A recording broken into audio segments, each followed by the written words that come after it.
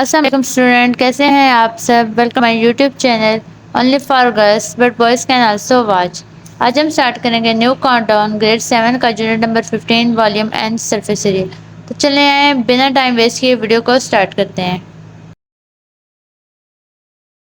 Exercise 15 है, question number 1 है हमारे पास। Filling the blanks dash is the volume of a triangular prism. हमें पता है कि हमारे पास वॉल्यूम का जो फार्मूला होता है वो होता है B cross H cross L, और जहाँ पे भी हम वर्ड ट्राइंगल यूज़ करते हैं, क्योंकि हमें पता है ट्राइंगल जो होता है वो रेक्टेंगल का हाफ होता है, तो हाफ के लिए हम क्या यूज़ करते हैं 1/2। तो जहाँ पे वर्ड ट्राइंगल या ट्राइंगुलर यूज़ होता है तो वहाँ पे हम लोग क्या यूज़ करते हैं 1/2। तो that's why 1/2 multiply by B cross H cross L. Second है the surface area of the cylinder is given as. Surface area cylinder का क्या होता है pi multiply by R into 2h plus R. Okay, तो next है हमारे पास the end of right circular cylinder from dash circle. तो देखो सिलेंडर होता है, उसके दोनों साइड्स पे क्या बने हुए होते हैं, सर्कल होते हैं। कितनी साइड्स होती हैं उसकी? दो। तो उसके एंड्स पे कितने सर्कल होंगे? दो। नेक्स्ट है हमारे पास the volume of a okay, तो नेक्स्ट है हमारे पास the volume of a cylinder by calculated by the formula. तो सिलेंडर का वॉल्यूम हम लोग कैसे कैलकुलेट करते हैं? Pi multiply by R square multiply by H. Next है हमारे पास circumference of a circle is given है। सो सर्कमफ्रेंस सर्कल का क्या होता है? 2 pi multiply by R. Next है हमारे पास question number 2, state whether the following are true और false. The circumference is the perimeter of a circle. तो देखिए सर्कल का जो बाउंड्री होती है इसी को हम लोग सर्कमफ्रेंस बोलते हैं, और पेरीमीटर भी क्या होती है? किसी चीज़ की बाउंड्री होती है। तो ये हो गया हमारे पास true. Cylinder is a 3 dimensional object. तो सिलेंडर जी हमारे पास 3 डायमेंशनल ऑब्जेक्ट होता है, तो ये भी क्या हो गया हमारे पास? ट्रू। नेक्स्ट है हमारे पास the surface area of a cylinder consist of 2 rectangle and 2 circle. अब वो सिलेंडर है तो सिलेंडर क्या होता है? वो राउंड शेप में होता है, मतलब उसके दोनों साइड पे सर्कल होते हैं, तो उसके दरमियान में रेक्टेंगल तो आने से रहा, तो वो क्या होगा? Fast. The volume of a cylinder is express in cuboid unit. अब देखें वॉल्यूम और सिलेंडर दोनों क्यूबॉइड शेप में होते हैं, तो वो क्या होगा? ट्रू। नेक्स्ट है हमारे पास the surface area of a cuboid is measure in square metre. तो हाँ जी, हम जो क्यूबॉइड रहता है, ठीक है, उसका जो सरफेस एरिया मेजर करते हैं उसको हम लोग स्क्वायर यूनिट्स में ही करते हैं। आगे हमारे पास question number 3, find the volume and total surface area of a cuboid whose dimension of 2 metre 80 centimetre and 60 metre. अब देखें एक चीज़ हमारे पास 2 मीटर में है और बाकी 2 सेंटीमीटर्स में है, तो हम पहले क्या करेंगे? हम पहले तो इन तीनों का यूनिट सेम करेंगे। तो लेंथ ऑफ क्यूबॉइड हमारे पास कितना है? 2 मीटर। ब्रेथ इसकी कितनी है? 8 सेंटीमीटर थी, तो हमने मीटर से सेंटीमीटर में कन्वर्ट किया, मतलब हम छोटे से बड़े में गए हैं, तो हमने इसको क्या किया? हमने इसको 100 से डिवाइड कर दिया है, क्योंकि हमें पता है कि 1 मीटर में 100 सेंटीमीटर होते हैं। अब हाइट ऑफ क्यूबॉइड कितनी होगी? 60 सेंटीमीटर है, तो इसको हम 100 से जब डिवाइड करेंगे तो क्या आएगा? 0.6 मीटर। अब वॉल्यूम क्या होता है? हम पहले ही पढ़ चुके हैं कि L cross B cross H. तो हमने एल की वैल्यू पुट की, बी की वैल्यू पुट की और हाइट की भी वैल्यू पुट की, तो हमारे पास क्या आ गया? 2 मल्टीप्लाई बाई 0.8 मल्टीप्लाई बाई 0.6। तो इनको अगर हम मल्टीप्लाई करें तो आंसर आता है हमारे पास 0.96 metre cube.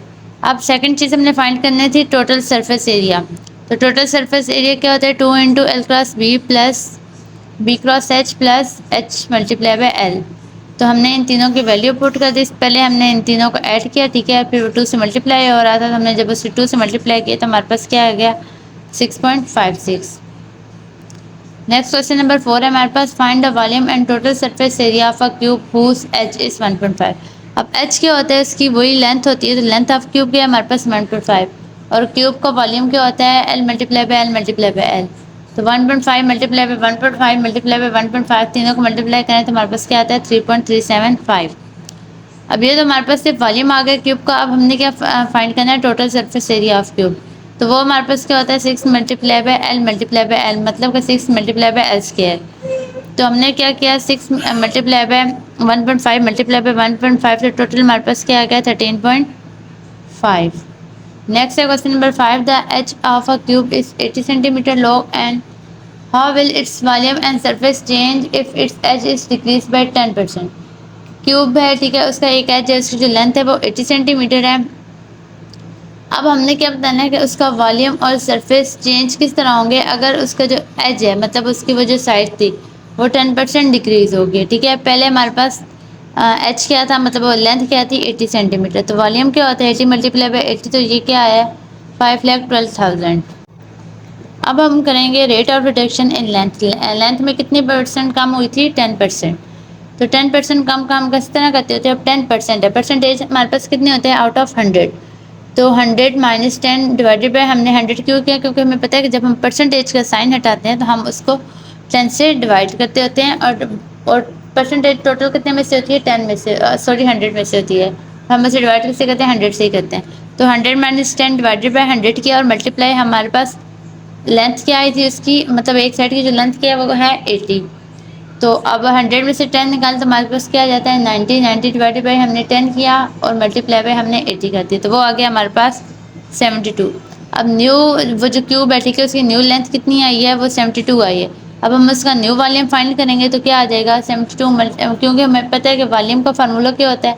L multiply by L multiply by L. तो हमने तीनों एल की वैल्यू पुट की, तो ये आ गया है हमारे पास 72 मल्टीप्लाई बाई 72 मल्टीप्लाई बाई 72, 3,73,248। अब वॉल्यूम में चेंज कितना था? पहले हमारे पास वॉल्यूम कितना आया? 5,12,000, ठीक है। और अब उसमें चेंज जो आई है वो हम उसको ओरिजिनल में से जो चेंज है उसको माइनस कर देंगे, तो हमारे पास कितना आ रहा है? 1,38,752। अब हमने दूसरी चीज़ में क्या फाइंड करना है? Square area of original. तो उसका ओरिजिनल का जो स्केयर एरिया क्या था? स्केयर एरिया को स्केयर एरिया ऑफ क्यूब, तो उसको फाइंड करने का फार्मूला क्या होता है हमारे पास? 6 multiply by L square. L की जगह हमने वैल्यू पुट कर दी। एल की क्या वैल्यू थी हमारे पास? 80। तो 80 का हमने स्केयर लिया, उसको हमने 6 से मल्टीप्लाई कर दिया, तो हमारे पास क्या आ गया? 38,400। Thanks for watching. दुआ में याद रखिएगा। ओके, अल्लाह हाफिज़। और इसकी प्रैक्टिस आप लोगों ने ज़रूर करनी है।